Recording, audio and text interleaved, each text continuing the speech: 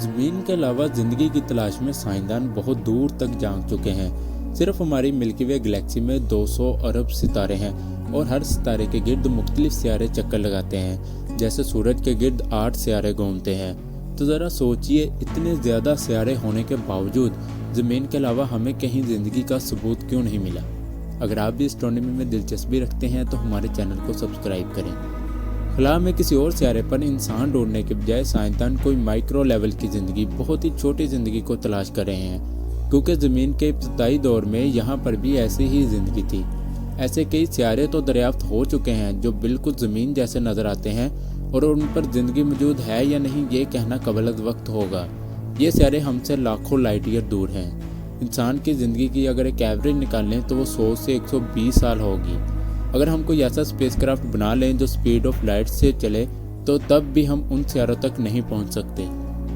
Speed of light تک پہنچنا تو دور، ہم اس کے قریب بھی نہیں بھٹک سکتے۔ یہ وہ میکسیمم سپیڈ ہوتی ہے جس سے آگے جانا ناممکن ہے، کیونکہ اس سے زیادہ تیزی سے سفر کرنے پر آپ وقت کو پیچھے چھوڑتے ہوئے مستقبل میں بہت دور پہنچ جائیں گے۔ فرض کریں کہ ایک شخص 3 لاکھ کلومیٹر پر سیکنڈ کی رفتار سے خلا کی طرف سفر شروع کرتا ہے، اور وہ 5 سال خلا میں گزارنے کے بعد زمین پر واپس آئے تو یہاں 9000 سال گزر چکے ہوں گے، یعنی وہ شخص 9000 سال مستقبل میں پہنچ جائے گا، لیکن اس کی عمر میں محض 5 سال کا ہی اضافہ ہوگا۔ سننے میں یہ بڑا عجیب لگتا ہے، لیکن یہی سچ ہے۔ اس کے بعد ہم کسی آنے والی ویڈیو میں کریں گے۔ فی الحال ہم اپنے ٹاپک پر واپس آتے ہیں۔ ایک بہت ہی بیسک سا سوال پوچھا جاتا ہے، ڈو ایلین ایگزسٹ؟ کیا ایلین واقعی ہیں یا صرف یہ کہانیاں ہی ہیں؟ تو اس کا جواب ہے ہاں اور نہیں بھی۔ نہیں اس لیے کہ ابھی تک انسان کی خلا میں جہاں تک رسائی ہوئی ہے وہاں تک ہمیں کوئی ثبوت نہیں ملا، لیکن خلا کا سائز ہماری سوچ سے بھی کہیں زیادہ بڑا ہے۔ ابھی تک آبزرویبل یونیورس 93 ارب لائٹ ایئر میں پھیلا ہوا ہے، لیکن یہ اس کائنات کا محض 1% سے بھی کم ہے۔ اسے آپ اس طرح سمجھیے کہ ہماری ملکی وے گلیکسی 1,20,000 لائٹ ایئر میں پھیلی ہوئی ہے۔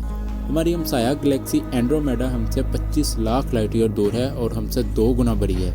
اسی طرح یونیورس میں ایک بہت ہی محتاط اندازے کے مطابق 300 ارب گلیکسیز موجود ہیں۔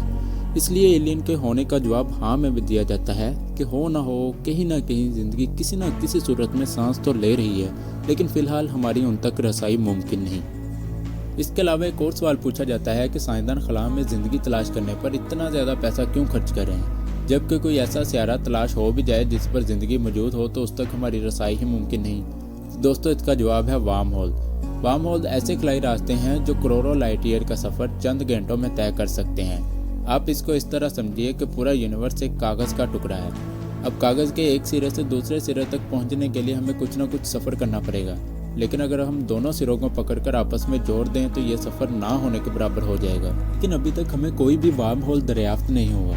سائنسدانوں کو اس بات کے ثبوت تو ملے ہیں کہ وارم ہول ایگزسٹ کرتے ہیں، لیکن ان تک ہماری رسائی اور ان کا استعمال انسان کے بس کی بات ہے یا نہیں، یہ فیصلہ آنے والا وقت ہی کرے گا۔